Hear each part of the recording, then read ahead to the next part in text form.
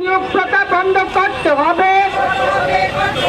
কর্মচারীদের বকেয়া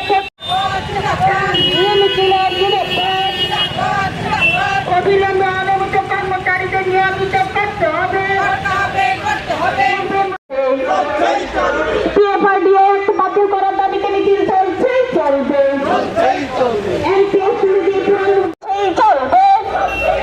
মিছিলে আগত কর্মীদের জানাই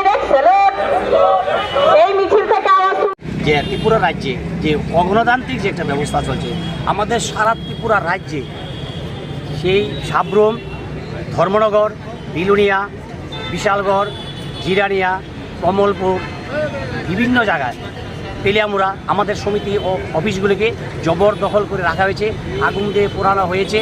এবং আমাদের যে সংগ্রামের সাথীরা তারা কোনো আন্দোলন করতে পারছেন না, আন্দোলন করতে গেলেই তাদেরকে সেখানে মারমুখে আঘাত করছে।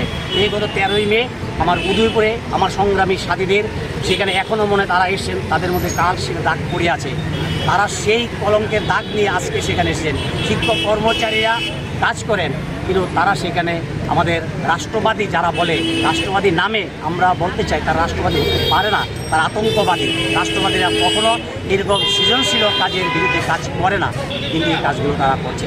আমরা লক্ষ্য করেছি আমার গৌরনগর ব্লগে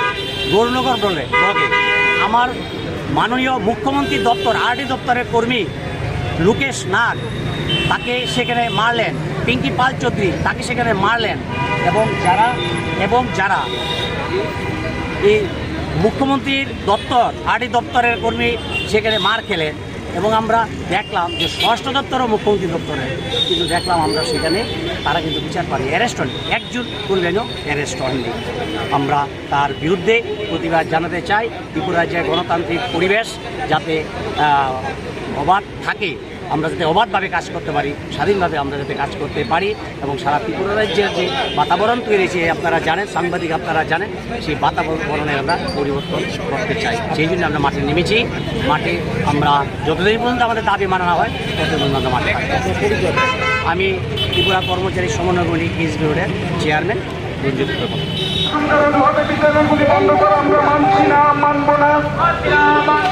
ত্রিপুরা রাজ্য বিদ্যুৎ নিগমের কর্মচারীদের সার্ভিস